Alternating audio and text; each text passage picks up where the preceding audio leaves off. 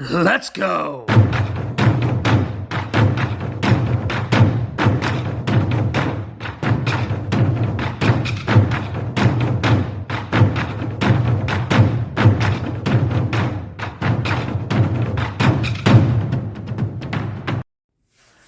Hello, friends. This is GL1, and welcome to RC STEM class number 8. And today's subject is rescuing vintage radio-controlled vehicles from destruction and making them work again. And these are 1980s, early 90s RC vehicles. I have 3 of them to show you today, and I purchased all of them at secondhand stores, and they required some love and care to get them working again. Now, this was a dune buggy, but the body was messed up, so I put my own body on it. I put on this Monster Patrol. This does not go to this vehicle. It goes to a much larger truck that is not very sophisticated. This is actually quite a sophisticated RC vehicle. So I put this together with erector set pieces, and then I screwed them into the frame, and I made it so that you can easily take that off, so that you don't have to take it off completely, but just enough so that you can access these batteries here. Okay, so this is an MRC radio control vehicle. MRC made really fast boats. So I think this is the only MRC car that I have out of many. This came to me not working for a couple of reasons. One is the switch to turn it on was broken, so I found this big, gigantic switch, but it really doesn't matter, to turn it on. And the batteries that controlled the receiver in the vehicle and the steering, that portion of it was had batteries in it that got too old and exploded and ruined the metal in there. Also, I did get that working for a while, but it was very slow to respond. So I created a different battery housing for the steering and the receiver, and I added another 3 volts. So instead of 4 batteries, it's 6. Now, older electronics can handle the extra voltage. If you do that to something new, as I've stated in other classes, they pop. They can't handle much of a variation on voltage at all. It runs on a 7.2 volt battery. I'm going to turn this thing over and show you the corrosion. So underneath here, now it tells you it's a channel 3, and I had to look and look to find a channel 3 that worked properly. I had 2 channel 3s that reverse the steering and acceleration on the controls, and though that will work, it takes too much thinking to control quickly. So I looked and I finally found one. So the channel 3 is still applicable. And I say that because sometimes I've changed the crystals and I forgot. So, all right. So there's some corrosion, see, up in here. And I did clean that off and get it working, but like I said, the responsiveness was slow. So I took a chance and I boosted up the voltage on there, and it worked really, really well. So, and this is where your 7.2 volt, this goes in there. Now this is a newer 7.2 volt battery when they're like 3,300 milliamps, because when this vehicle was made, they were only about 1,200 milliamps, maybe 1,700. And even though they were generally the same size, they were still a little thinner. So you don't get something for nothing usually. So this is just a little thicker in volume, so it's a little tight to get that in there.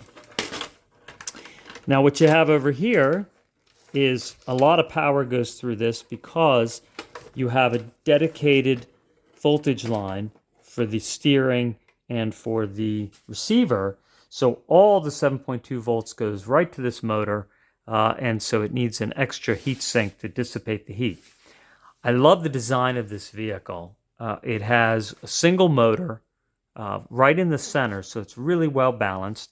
It has a drive shaft internally that goes to a couple of differentials, and as you can see, when you spin the wheel, the other one goes the opposite direction, so it has a simple differential so that the outside wheel spins faster than the inside wheel when it's going around a turn. Even though it's old, the rubber is still soft and kind of juicy, and it has four-wheel independent suspension, great suspension, four-wheel independent, so you have your dog bones that connect from your differential right to your wheel, and you have that design in the front as well.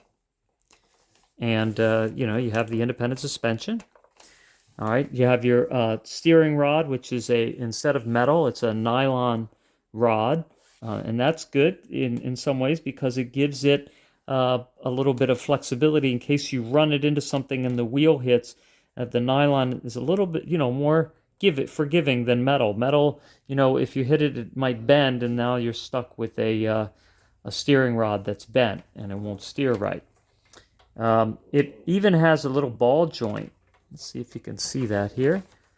A little ball joint that this steering rod connects onto right in there. And this is not typical. A lot of times what it is it's a metal steering rod, and it just is a little hook, a little loop that hooks into a hole of plastic. But this is a brass connector, so it won't corrode. So it's kind of a higher end thinking there, and I appreciate that. All right, so let me show you. I'm going to turn this thing on for you. And the first thing with this is you have to turn the remote on first, because sometimes these vehicles, and it just depends on the finickiness of the vehicle, it'll take off on you. So I'm just going to put we'll screw that down a little bit. And there you go. And here's the remote. Turn that on. And, it has that really big antenna, but you don't have to pull it up all the way because it's close. And turn this on. And it should do something. Let's see. Nope. Sometimes. All right. And that happens. Let's see. Sometimes what it is there we go. All right. Sometimes those batteries get loose in there. And, they got loose again. There we go. Okay. So you can see it has a great turning radius, and that is digitally proportional. So you can steer very slowly. You have a lot of control. And then here's your steering adjustment on this. Now this vehicle needs a lot of adjustment. I guess, it was played with very rough.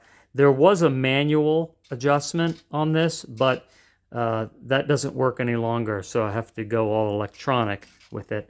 And then this is your forward and reverse, and we will see that run outside later. So you can hear it's a little twitchy, right? And a lot of RC cars are like that. You have to, you definitely want to be careful with having it on a table, and it could take off on you. Okay, and I'm going to go to our next vehicle. Okay, so this car here did not come with a body. It was in really bad condition when I got it, but I recognized that it was a really interesting design. And I had to change all the electronics on the car and some of the mechanic aspects of it. But it really is a great car now. So what this car has is it's four-wheel drive. It only has independent suspension in the front. Okay, and it does not have, well, it does have, it has a really short dog bone, actually, really short, and it does have a separate differential for the front and the back. Let's see if we can get, okay, there we go. So when you turn the back wheel, it actually is a high torque vehicle, but you could see when I turn this wheel here, you have the wheel move on the opposite direction. So it does have two differentials with that. Additionally, this car has gears. So you have a high and low right here. Now this is high speed, and this is low right there. You can see that right there. And it does not have a really big motor. It's a really small motor. The motor on the last car was a 540. This is maybe a 280. That's really small, actually, for a car this size. But because it has the transmission where you can switch the gears, that makes up for a lot. It gives it a lot more torque. It has a different spring design. What you have here, you have independent suspension in the front, but you have a central coil spring in the front. And that's like an old style design, old cars, real cars like that, and some dune buggies.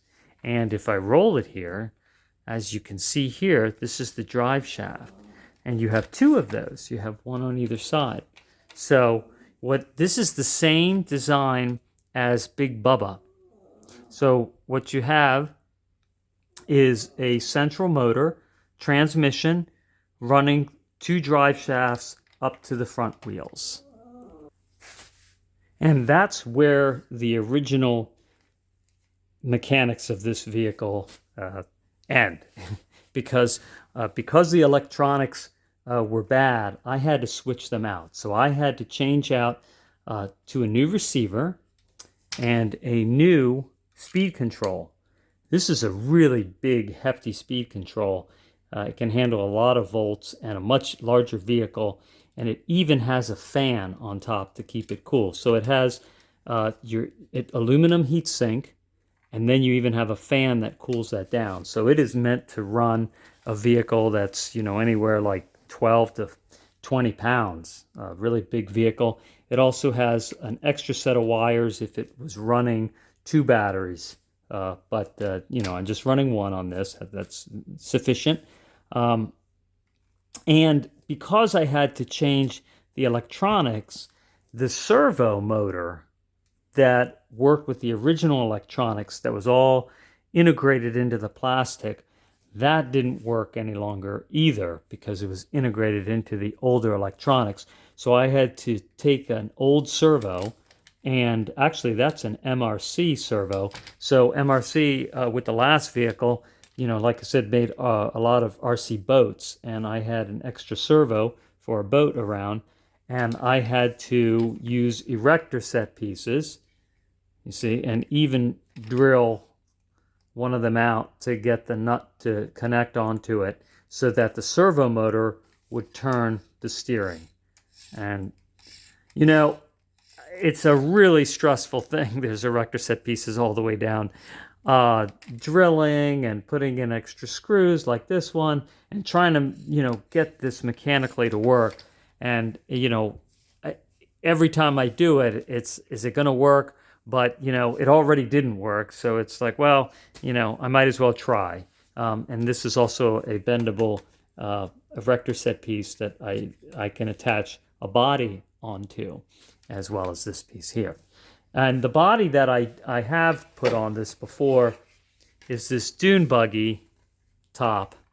And that goes to episode 127, and where I have the giant RC trucks. And I took this dune buggy body off, and or ATV, and I put on that Gravedigger on that. The Big Bubba that had the double drive shafts like this, okay, that was in episode 111, STEM class. So if you want to see the double drive shafts, but it's really hard to see it on there and really easy to see on this. So I'm going to turn this on real quick and show you. And it's so torquey in low gear that I think I can get it to peel out a little bit right here. So listen, it makes this nice little music when you turn it on. It tells you it's on. Now you have your steering. It doesn't have a lot of steering range, but when you're going fast enough, it's okay. But you know, you could see that swinging. It probably had better range when it had the original servo, but I did what I could. Now it's faster, so we will run this outside. But because of the better electronics, it's definitely faster than it was originally. Here, I'll show you the wheels moving. And that's low gear. You can hear the difference in the speed. That's high. Not a whole lot of difference, but there is a difference. So, and you know, you can go real slow, and that's the digitally proportional speed control. And then you have your digitally proportional steering, which I suspect originally it had all that as far as digitally proportional and all that, but it did not have electronics this good. So, you know, sometimes these electronics, the better or the newer electronics, don't give the car a lot of torque. You know, as we saw in some of the episodes, it protects the gearing by not giving the car a whole lot of forward and reverse instant torque. But because this has the high and low gear, that does help make up for it. All right, and next I'm going to show you my third project vehicle. All right, so I'm back with the four-wheel steering Wild Runner, and this is just such a cute little RC truck, and I saw it you know, in the secondhand store, and I felt sorry for it because it was in really bad shape. The tires were all pushed down and squashed. It does have some spring suspension, but not a lot of spring, but it has cushy tires. And I had to put some sponge inside the tires. And, well, first what I did is I boiled them in some hot water in order to get them softer. And then I put them in hot water. And actually, I see that this one here is splitting. And I am going to repair that with none other than shoe glue, or shoe goo, because it's made for rubber and shoes, and it is tough. Now, this vehicle, like the last one, Project Car, the electronics were bad.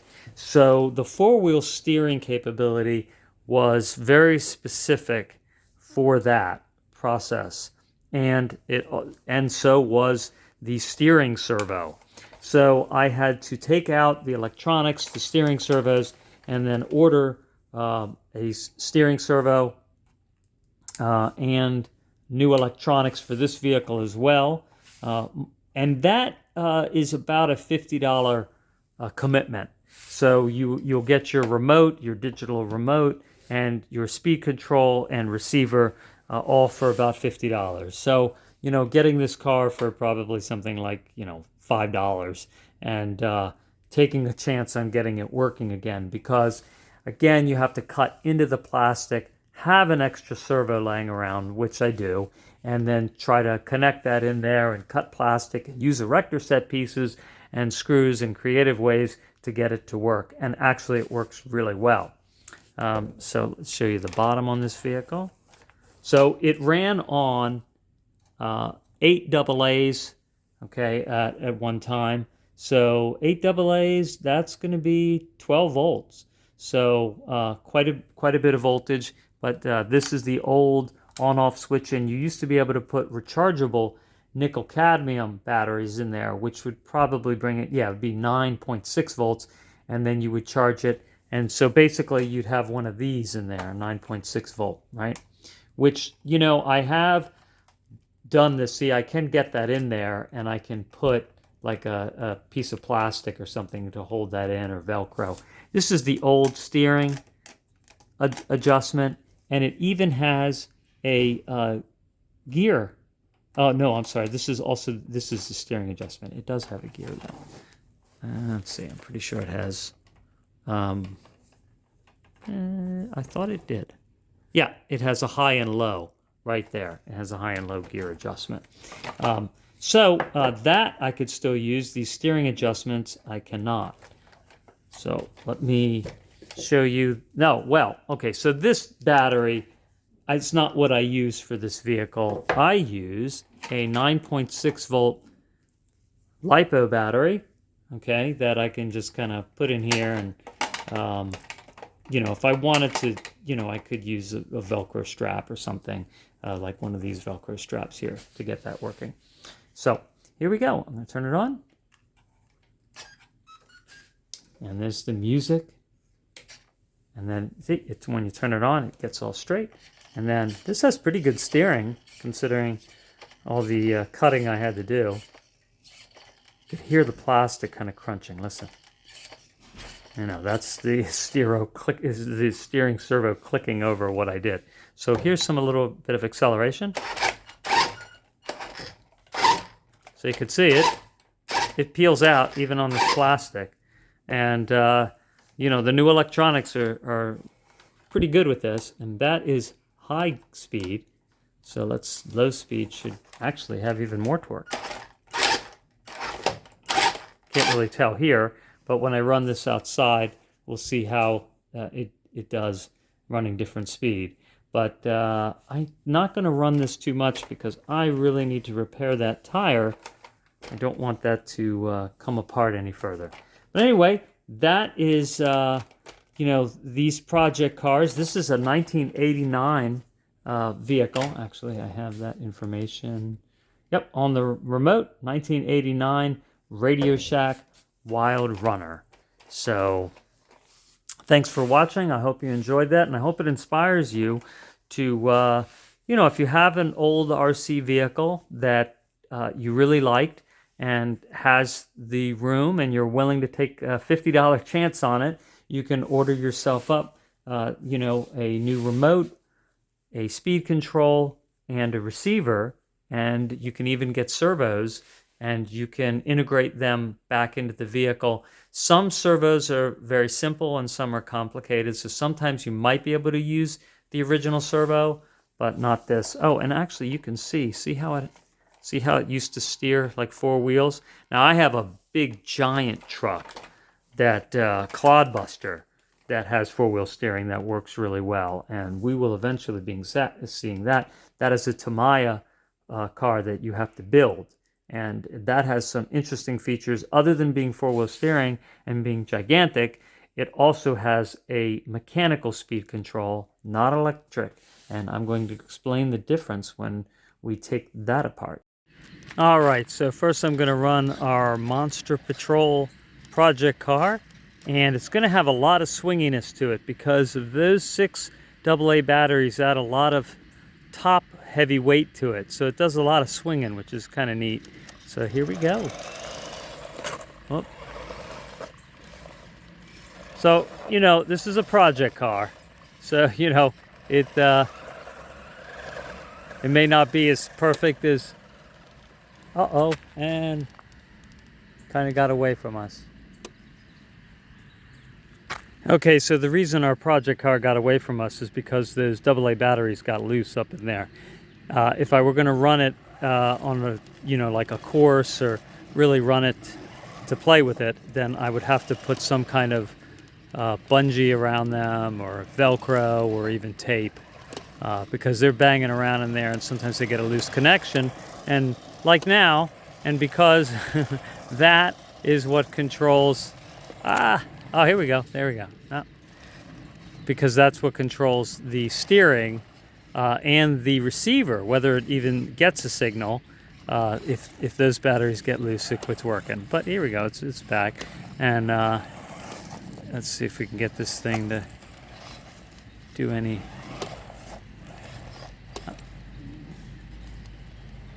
I'm going to turn this a little bit and get it to do some climbing. All right, some climbing. So, eh.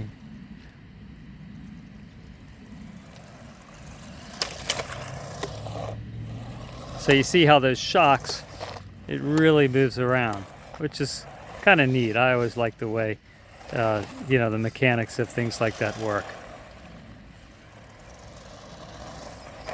So it doesn't have another gear, so this is as fast as it goes. But it's real easy to control. It has a lot of control because of those features like digitally proportional steering and speed control. So there you go. And up next is our 2-speed project car. So this has a gear, and remember it has the 2 drive shafts. The nice thing about the newer electronic speed controls that you install is that they're very reliable on the signal, and they also don't require you to turn the remote on first because the car's not going to freak out on you. So here we go. Let's get this.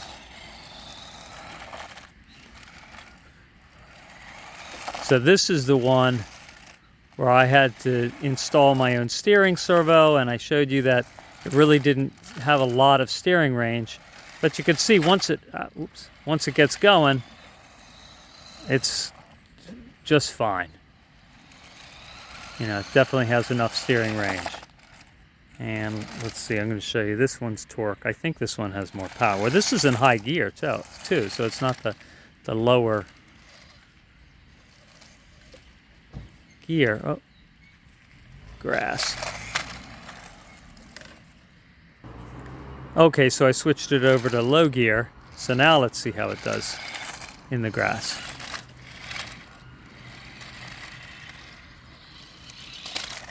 Well, if my driving was better, but let's do this again.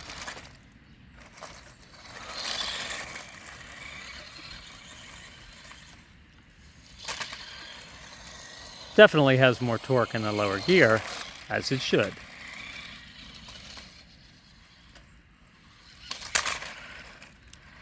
This one you don't have to worry about any batteries getting loose and it, you know, losing control. So quite, you know, they're both really worthwhile project cars, right? You can see that drive shaft turning. It's kind of neat. You can put whatever body you want on there, and it's a good, you know, 4-wheel drive vehicle, and it's better than anything else you'd get for like probably $60 between what I paid at the secondhand store for it and the electronics. So, you know, you get 4-wheel drive, digitally proportional steering, very torquey, and 2 speeds. So it is worth it, I think. Okay, and last is our Wild Runner, and I am going to be delicate with it until I fix that tire. But, you know, there you go. And that's high speed.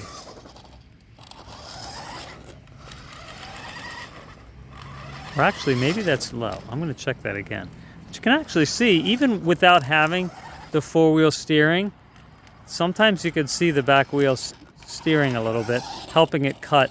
The reason you would do that is so that it would cut a tighter turn. I'm going to check that gear right now. Okay, so that's low gear. So pretty quick. I'm going to take it up off-road a little bit. See what we got.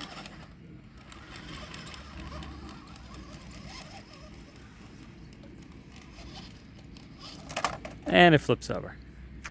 All right, so I put it in low gear. So okay, it is slower, but it's going to be more torquey. So let's take it off-road again.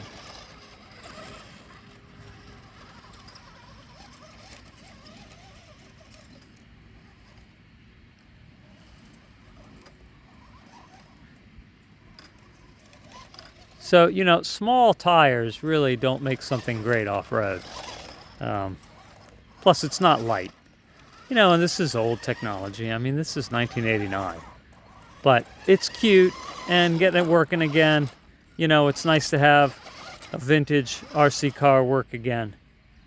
All right, so thanks for watching, and hope you enjoyed all that. Have a great day. Actually, before I go, I did want to explain one thing. The LiPo battery, lithium battery, that is on the Wild Runner has to use a specific charger for that battery. You cannot charge that on a nickel metal hydride or a nickel cadmium charger, even though it connects the same way. It's a completely different technology, and it could be dangerous if you put it on a different kind of charger, or you could just ruin the battery. So the nice thing is that they have it set up so that you can use it in an old style radio control vehicle, because some LiPo batteries have 3 connectors. They operate differently, and they'll only work in those kind of vehicles, and those vehicles usually are really fast, and I do have definitely a couple like that are super fast, and we will be seeing those eventually as well. All right, now I'm done.